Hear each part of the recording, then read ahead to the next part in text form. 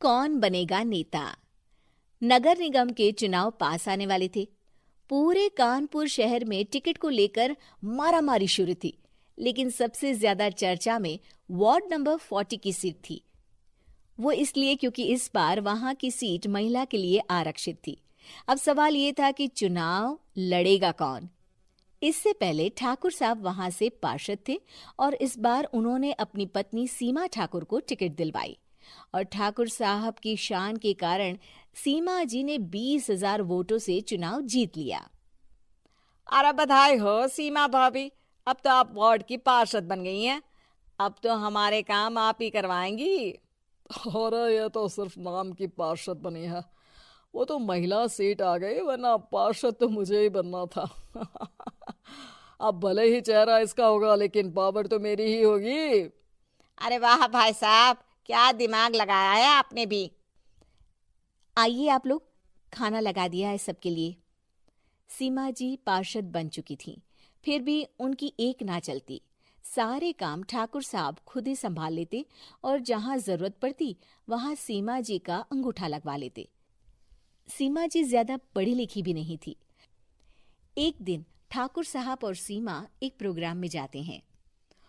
अरे ठाकुर साहब, आप आ गए। ओहो, पार्षद मैडम भी आ गई हैं। स्वागत है आप दोनों का।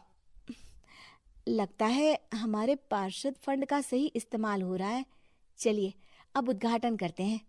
ये लीजिए ठाकुर साहब कैची, आप ही सबसे पहले प्रवेश कीजिए। सब लोग आगे निकल जाते हैं और सीमा जी पार्षद होने के बावजूद भी पीछे खड़ी रह जाती हैं। वो देखती हैं कि वेलकम बोर्ड पर उनका नाम है, लेकिन महिला होने के कारण कोई उनका सम्मान नहीं कर रहा। अगले दिन एक आदमी उनके घर आता है। अरे ठाकुर साहब नमस्कार। कल ना हम नोटिस किए कि हमारा घर तो अवैध है और नगर निगम वाले उसे तोड़ने आ रहे हैं। अरे कुछ कीजिए ना ठाकुर साहब। देखो भाई, मैं तो ज्यादा कुछ कर नहीं सकता, पर अगर तुम सबकी जेब गर्म कर दो तो कुछ हो सकता है। कुल मिलाकर 4 लाख लगेंगे। अरे 4 लाख ठाकुर साहब? अरे भाई, मैं अपने लिए नहीं मांग रहा हूँ। दरोगा है, इंजीनियर बाबू है, बड़े साहब है, सबको देना पड़ता है ना थोड़ा थोड़ा। बोलो है मंजूर? तभी वहां अचानक सीमा जी आ जाती हैं। अरे ये आप क्या कर रहे हैं? पहले इन्हीं लोगों से तो आपने वोट मांगे, अब इनसे ही पैसे ले रहे हो। अरे चुप रहो तुम। तुम्हारा काम है सिर्फ अंगूठा लगाना, तुम वही किया करो। मुझे दूसरे काम तुम मत सिखाओ, समझी? और तुम ना जाओ, अब पैसे लेकर आओ, वरना जेसीबी किसी भी वक्त आती होगी। सब कुछ ऐसे ही चलते रहता है। एक दिन सीमा जी और ठाकुर साहब को एक लोकल मीटिंग में बुलाया जाता है। वहां पर कई और अधिकारी लोग भी मौजूद रहते हैं। अब मैं चाहूंगा कि ठाकुर साहब हमारे बीच 2 शब्द कहें।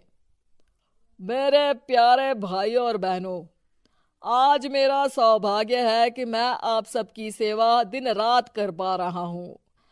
आपने मेरी पत्नी को भारी मतों से जिताया है, इसलिए मैं आप सभी का शुक्रगुजार हूँ। मैं आप सबसे वादा करता हूँ कि हमेशा की तरह हमारे वार्ड में किसी को कोई तकलीफ नहीं आने दूंगा। सभी लोग तालियां बजाने लगते हैं। अब मैं माननीय पार्षद मैडम को स्टेज पे बुलाना चाहूंगा। अपने नाम को बुलाया सुनकर सीमा जी एकदम चौंक जाती है। उन्हें बिल्कुल उम्मीद नहीं थी कि इतनी बड़ी जगह उन्हें मंच पर बुलाया जाएगा। जैसे तैसे वो मंच पर चढ़ती हैं। ऊपर जाते ही सीमा जी को सारी पुरानी बातें याद आ जाती हैं कि किस तरह उनके पति उन्हें कभी भी आगे बढ़ने नहीं देते और उनके नाम से गलत काम करते हैं। वो बोलने लगती हैं। मैं आपके वार्ड की पार्षद सीमा हूं। आप में से बहुत कम लोग ही मुझे जानते होंगे, क्योंकि इससे पहले मुझे कभी ऐसा मौका ही नहीं मिला। सारे मौके मेरे पार्षद पति यानी आपके ठाकुर साहब ही लेते रहे, लेकिन आज ये मौका मुझे मिला है तो मैं इसे ऐसे ही नहीं जाने दूंगी। मैं आपको ये बताना चाहती हूँ कि आपके ठाकुर साहब मेरे नाम की आड़ में गैर कानूनी काम करते हैं, जिस पर अंगूठों के निशान मेरे होते थे। इसीलिए मैं अपनी गलती मानती हूँ और आज अपने पद से इस्तीफा देती हूँ, ताकि आगे से कोई गलत काम ना हो पाए। अब फैसला आप सबके हाथ में है कि आप हमें क्या सजा देना चाहते हैं। सीमा जी की बातें सुनकर ठाकुर साहब के चेहरे का रंग उड़ जाता है और वो शर्म से मुंह नीचा करके वहां से चले जाते हैं और पद से इस्तीफा देकर ही सही सीमा जी अपने आप में आत्मविश्वास महसूस करती हैं।